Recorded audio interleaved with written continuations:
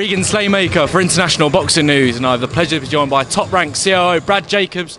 Brad, Usyk Fury2, does it get much bigger than this? A war of words, correct?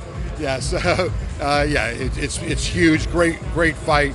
Great rematch. Regardless of what contract said about a rematch, the public demands it, so that's all we can ask for.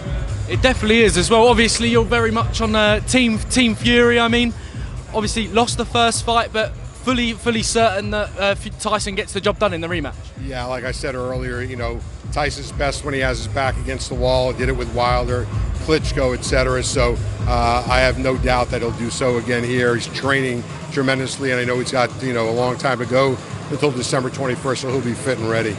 Definitely. What does Tyson maybe need to do differently than what he didn't do in the first fight to win and definitely get the job done against Usyk? Yeah, I think he said it himself best at the press conference, which was concentrate, don't clown around, don't let the rounds get away from him. Obviously, he did very well early on, and then the fight sort of slipped away from him. So he'll have to address that, but I'm sure he's well aware of that now. Definitely as well. I want to move back a couple of weeks to, a massive win for top-ranked Artur Beterbiev, beating Dmitry Bivol. I'm sure you were there. What a fight watching from home. A lot of contention about the scorecards, but your man got the job done in one of the biggest fights of the year. Yeah, it's sensational. Look, I know a little bit about light heavyweights being involved with Roy Jones for so many years, but that was a sensational fight and close fight. I have no argument with somebody that says it was a draw or went to Bivol one way or Beterbiev one way. It was that good of a fight, so hats off to him. He really pulled it off. 39 years old, winning the undisputed light heavyweight championship. It's quite an achievement for him. It definitely is. I saw a few reports, obviously, that maybe Artur and Dmitry might take interim fights between a rematch. Is that more likely than them both heading straight into that number 2 fight? I think it's a little too early to determine. They just fought, like you said, a couple of weeks ago. It's going to take a little time. The groups will get together. I know His Excellency is excited about trying to do the fight again. I'm sure the fighters want to do it again.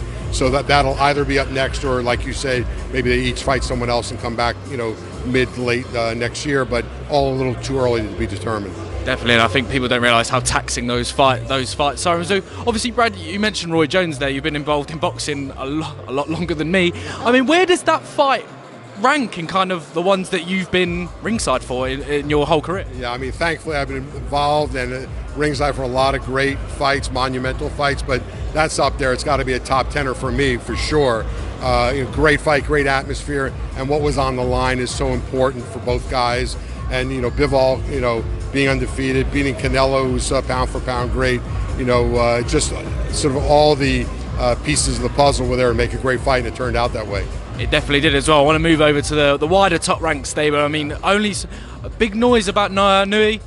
I know Bob Arum spoke to Keith Edick. He's mentioned that kind of the plan is to maybe get him and Junto Nakatani in the ring together with some interim fights in between, but just jumping the gun here, but that is a massive fight for boxing, let alone boxing in Japan. Yeah, it's a huge potential fight. Like you said, it's a little bit down the road now. Inoue's got a fight in December. Nakatani's going to fight, so we'll have to see where on the calendar that hopefully comes into play.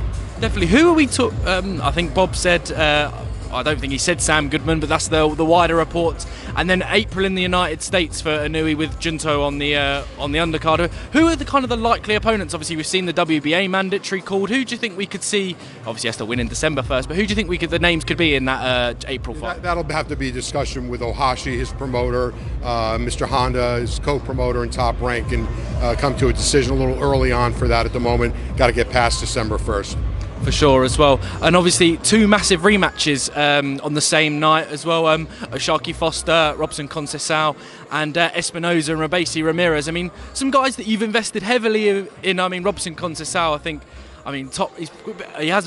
He's won a load of fights, lost a few fights, but you guys have backed him as well. Massive night, November the 16th, I think. So we're mixing 2 shows there, so we've got Apologies. 3. That's all right. 3 rematches. Oshaki Foster rematch is November 2nd at Turning Stone Casino. And then you've got the doubleheader rematch, Oscar Valdez and Navarrete in the main event, and the Robesi Ramirez fight in the co-features. Just three tremendous fights, and really looking forward to those rematches. It definitely is as well. Brad Jacobs, I'll leave it there. Thank you very much. My pleasure. Cheers. Yeah.